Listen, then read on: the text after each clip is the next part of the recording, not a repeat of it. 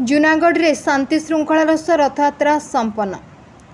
कलाहांडी जिला जूनागढ़ सहर में शांति श्रृंखलार सह रथयात्रा संपन्न हो जाइछि। जूनागढ़ स्थित डंगाघाटपड़ा, ब्राह्मणपड़ा, हिंजली बाहिली एवं कलमपुर छकठारे महाप्रभु जगतरनाथ, जगन्नाथ, बलभद्र और सुभद्रा रथयात्रा महासमारोह पालित हो जाइछि। निर्धारित समय मध्य समस्त पूजार्चना करा जाय ठाकुर को रथ उपर विजे करा जाय रथटाणा आरंभ करा जायथिला। डंगाघाट पड़ार रथ बाहरी सहरर मुख्य रास्ता दे बड़पड़ार श्रीमा अरविंद मंदिर परिसर में माउसीमा मंदिर को जाती।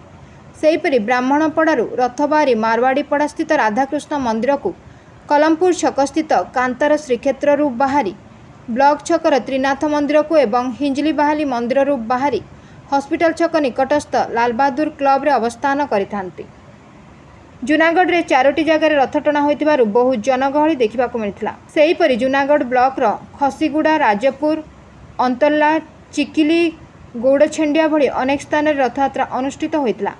पाग शुक्ला थिबारु बहु जनसमागम देखा मिलता।